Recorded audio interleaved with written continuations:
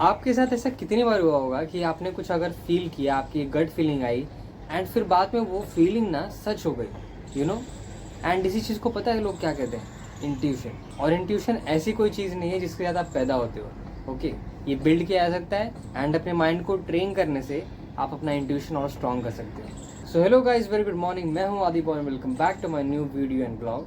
आज की वीडियो में बात करेंगे कि इंट्यूशन इसे क्या कहते हैं, इसका मतलब क्या होता है एंड इंट्यूशन कैसे अपनी लाइफ में अच्छे तरीके से इंक्रीज़ किया जाए, क्योंकि ये बहुत चीज़ों में हेल्प करता है। मैं वीडियो में आगे बात करूँगा।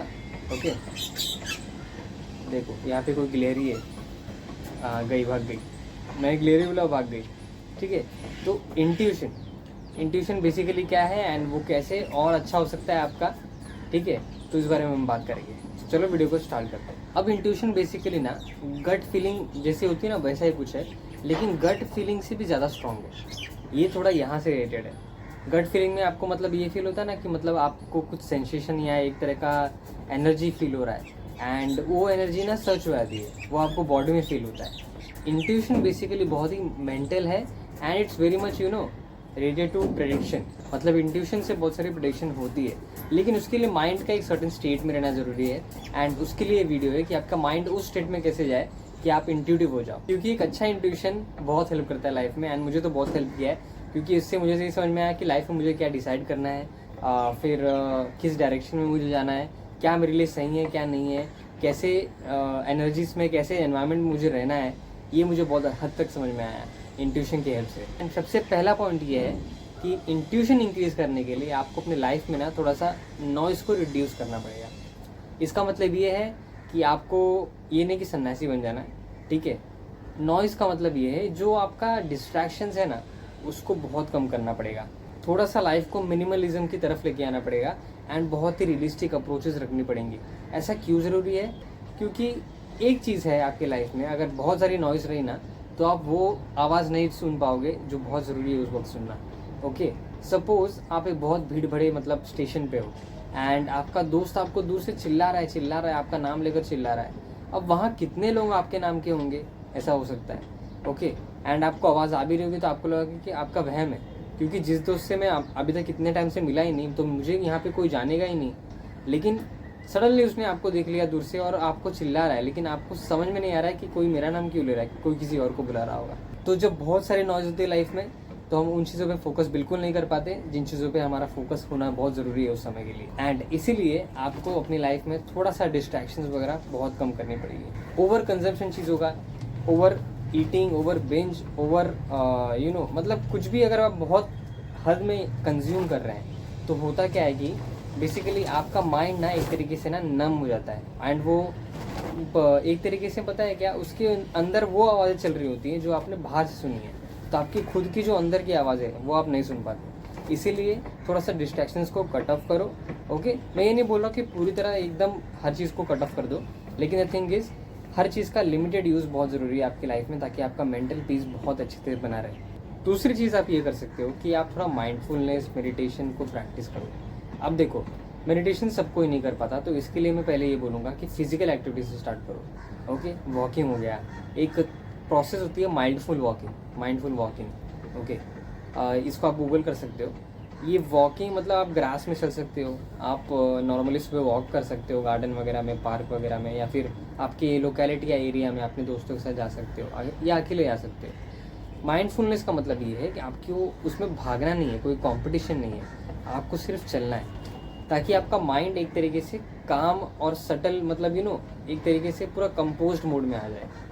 ठीक है, इससे बेसिकली क्या होगा कि आपकी जो एबिलिटी होगी मेडिटेशन और माइंडफुल प्रैक्टिस से, आपकी जो एबिलिटी होगी एक सर्टेन सिग्नल्स या फिर बोल सकते हैं सर्टेन काइंड ऑफ कि कुछ सेंसेशंस फील करने की, वो आपकी माइंड की इम्प्रूव हो जाएगी। ओके, एंड बॉडी में भी वो आपको फील होने लगेगा धीरे धीरे।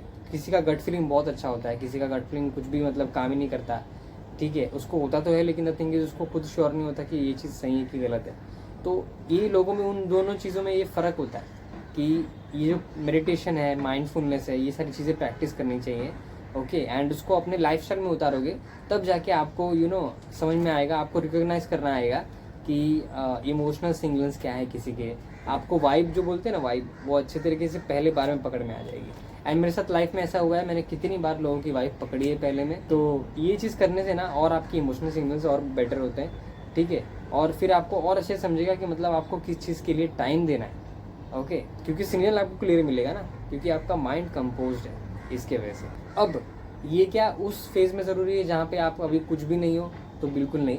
मैं इसलिए बोलूँगा कि मतलब आप एक तरीके का मतलब थोड़ा सा बैलेंस बनाओ अपने ड्रीम्स, गोल्स और अपने करंट रियलिटी के बीच।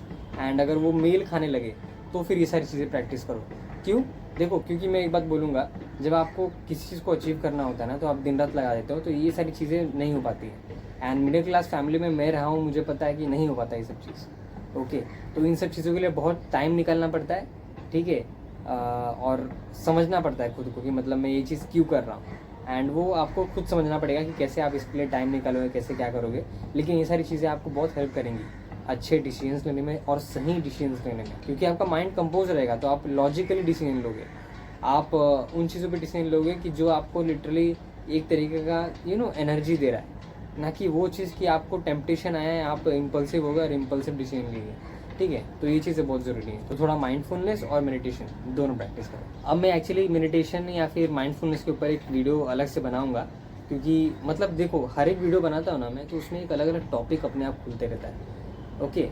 ये एक फ्लो है, मतलब समझ रहे हो, एक फ्लो है। एंड इस फ्लो में आना बहुत ज़रूरी है। वो तभी आते हैं हम जब हम एक्शन लेते हैं। अगर मैं ये आइडिया सिर्फ सोच के रखूँ और ये वीडियो कभी पोस्ट नहीं करूँ या फिर रिकॉर्ड ना करूँ या फिर कैमरा के सामने आकर मैं अपनी चीज़ें शेयर ना करूँ, तो मुझे शायद से उस फ्लो में आने के लिए बहुत टाइम लग जाएगा या फिर वो फ्लो पूरी तरह टूट जाएगा, क्योंकि मैं उसको एक्शन में नहीं बदल रहा हूँ, ठीक है। एनर्जी एक ऐसी चीज़ है जिसको एक्शन में बदलोगे ना, तो जाके वो मल्टीप्लाई होती है। वो नेगेटिव हो, पॉजिटिव हो, कोई भी तरीके की एनर्जी हो, कोई भी चीज़ अगर आप उसको एक्शन में लेते हो तो मल्टीप्लाई होने लगती है। एंड वो एक यूनिवर्स का तरीका है, वो मैं उसके बारे में कभी और बात करेंगे। लेकिन यस, आते हैं हमारे अगले पॉइंट में, जो कि 4th पॉइंट, वो है कि अपने जो डिसीजंस है उन पे थोड़ा सा रिफ्लेक्ट करो। मतलब देखो, एक बुक, पेन या फिर एक बोल सकता हूँ, आपके टाइम पे, इस टाइम पे AI है, चैट GPT है, क्लॉड है, उसको आप अपना असिस्टेंट बना सकते हो। एक अलग से अकाउंट खोलो, उसके लिए अलग जीमेल यूज़ करो, उसके लिए स्पेसिफिकली जर्नलिंग के लिए यूज़ करो। अब वो लिखने वाला ज़माना गया, तो थोड़ा सा दिमाग रखो। देखो, लिखने में का बहुत फ़ायदा है, मैं ये बात बोल रहा हूँ। लेकिन द थिंग इज़, आप बहुत अगर हड़बड़ी में रहते हो, आप बहुत सारी हसलिंग चल रही है आपकी लाइफ में, तो ये सारी चीज़ें पॉसिबल नहीं हो पाती है। तो इसके लिए आप AI का यूज़ कर सकते हो। And the best thing is कि आप AI से बाद में पूछ भी सकते हो कि मतलब क्या क्या हुआ, ओके, और क्या इम्प्रूवमेंट करनी चाहिए मुझे। तो अपने जो डिसीजंस है ना, जो गलत हुआ वो भी, जो सही हुआ वो भी, रोज़ रात को बैठो, पूरे दिन को एक तरीके से अपने AI को पूरी शेयर करो। And then what will happen is, आपका एक ना समरी निकलेगा दिन का कि क्या चीज़ करनी चाहिए आपको, क्या चीज़ आपके लिए सही निकली, गलत निकली, ओके। तो ये चीज़ है। एंड कभी कभी आपने जो फीलिंग से या फिर एनर्जी वाइज आपने या फिर वाइब से, ओके, वाइब से एक तरीके से आपने जो डिसीजन लिया है वो कैसे सही था या गलत था, एंड आपने उसको कैसे डिसाइड किया, ये सारी चीज़ें ना AI से बात करो। आप चाहे तो लिखना है तो लिखो, ठीक है। उसमें आपके पास टाइम है, स्टूडेंट है, तो आप बिल्कुल लिख सकते हो। अच्छा यूज़ AI का यही होगा कि आप ये सारी चीज़ें जर्नल करो। एंड मैं बहुत रॉ की चीज़ें बताता हूँ, ओके। मैं बहुत रॉली AI से ही बात करता हूँ, तो बहुत रॉ तरीके से बात करता हूँ। मेरी एक वाइब है, वो ही मेरा एक वॉइस है, एंड आपकी भी एक अलग वॉइस है। तो आपको भी धीरे धीरे समझ में आएगा कि मतलब जो आप बोल रहे हो, क्या कर रहे हो, आपको समझ में आएगा कि वो सही क्यों है, गलत क्यों है, एंड क्या उसका कोई कनेक्शन है, मतलब आपके दिमाग से, आपका कोई थॉट पैटर्न से, या फिर कोई आपका बचपन के बिहेवियर से। वो सारी चीज़ आपको समझेगी धीरे धीरे, उस पर थोड़ा टाइम दो, तो फिर बाद में आपका ना इंट्यूशन और अच्छा होने लगेगा, क्योंकि ये फीडबैक की तरह काम करेगा। जैसे बिजनेस में होता है ना कि अगर कोई कस्टमर फीडबैक दे दे तो हमारे दिमाग में वो रजिस्टर हो जाता है। तो मैं एक एग्जांपल लूँगा यहाँ पे। समझ लो कोई एक कस्टमर मेरे दुकान पे आया फ्रूट लेने के लिए, एंड उसको ना समझ लो डिस्काउंट चाहिए, ओके। तो मुझे ये समझ में आ जाएगा कि अगली बार जब वो आएगा, अब ये इंट्यूशन ही है, आपको लग रहा होगा कि ये मतलब याद रह गया, मेमोरी में रजिस्टर हो गया, तो लेकिन एक बात बता दूं, आपके दिमाग में वो रजिस्टर हुआ, वो एक सिस्टम की तरह जाता है, एंड फिर वो बाद में इंट्यूशन में बदल जाता है। मतलब वो ऐसा एक्शन है, वो ऐसा रिस्पॉन्स है जहाँ पे आपको उसके बारे में फोर्सफुली सोचना नहीं पड़ रहा है, ठीक है। तो अगली बार जब मैं उसको आएगा वो कस्टमर मेरे दुकान पे, तो मैं समझ जाऊंगा कि इसको मुझे डिस्काउंट देना है, कितना देना है, और कैसे हैंडल करना है, ये सारी चीज़ें मुझे समझ में आ जाएंगी, क्योंकि उसका बिहेवियर यही है उस सर्टेन कस्टमर का कि उसको डिस्काउंट ही चाहिए हमेशा। ओके, तो ऐसी चीज़ है। आप देखो मेरे बिजनेस में तो बहुत कम होता है, बट अगर कस्टमर का बिहेवियर बहुत ज़्यादा चेंज हो रहा है तो we have to act kind of strictly, क्योंकि कुछ रूल्स होने चाहिए। मैं इस बिज़नेस को मतलब ट्रेडिशनल बिजनेस की तरह नहीं लेता, मैं एक कंपनी की तरह रन करता हूँ। भले छोटी सी शॉप है लेकिन उसको कंपनी की तरह रन करने की कोशिश करता हूँ, ताकि उसके अंदर जो कैश फ्लो है सब कुछ है वो अच्छे पॉजिटिव तरीके से आते रहे। ठीक है, तो ये सब चीज़ें करनी पड़ती है, सोचना पड़ता है। तो आप ये करो कि जर्नल करो, ठीक है, एंड बहुत अच्छे तरीके से स्मूथली हो जाएगा, मुझे आप पता है कि आप कर लोगे। फिफ्थ इज एंड ये एक्चुअली लास्ट पॉइंट होगा कि अपने बॉडी सिग्नल्स है ना उसको सुनो। आपको मैं यहाँ पे मतलब एक चीज़ बताना चाहूँगा कि मैंने कोई तो पोज देखी थी, जब आपकी आँख से आंसू आता है ना तो आपकी बॉडी या फिर माइंड थक चुकी है, ऐसा कुछ था। ओके, जब आपको उल्टी होती है ना, हाँ जब आपको उल्टी होती है ना तो आपका माइंड थक चुका है। जब आपको आंसू आते हैं ना, आँख से पानी गिरने लगता है अपने आप, ठीक है, मतलब ये रोना नहीं है, ये आँख से अपने आप आंसू आना है, तो आपकी बॉडी थक चुकी है। ऐसा होता है ना, बहुत लोग जो आपको देखते हो दिन से रात से खड़ा है, मेहनत कर रहा है, आँख में हल्का पानी पानी चढ़ जाता है लोगों के, वो इसलिए क्योंकि बॉडी थक चुकी है। आपको उल्टी एक टाइम के बाद आती है ना, वो एसिडिटी की वजह से मोस्टली बहुत कम होती है, लेकिन या तो कोई प्रेशर या तो मेंटल प्रेशर, मेंटल फैटिग की वजह से वो उल्टी आती है। ठीक है, तो ऐसे बहुत सारे सिग्नल्स होते हैं जो बॉडी अपने आप देती है।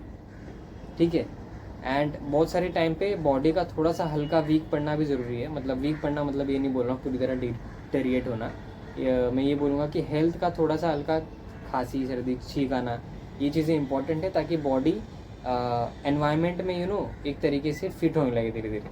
क्योंकि सीज़न चेंज होते हैं इंडिया में हमारे, तो हमेशा गर्मी, या तो गर्मी बहुत होती है, या तो ठंडी होती है तो ठंडी बहुत होती है, बारिश होती है तो बारिश बहुत होती है, या तो नहीं होती तो नहीं बिल्कुल होती है। तो ये सारे सीजन्स में ना बहुत सारा बीमारियों का चांसेस रहता है।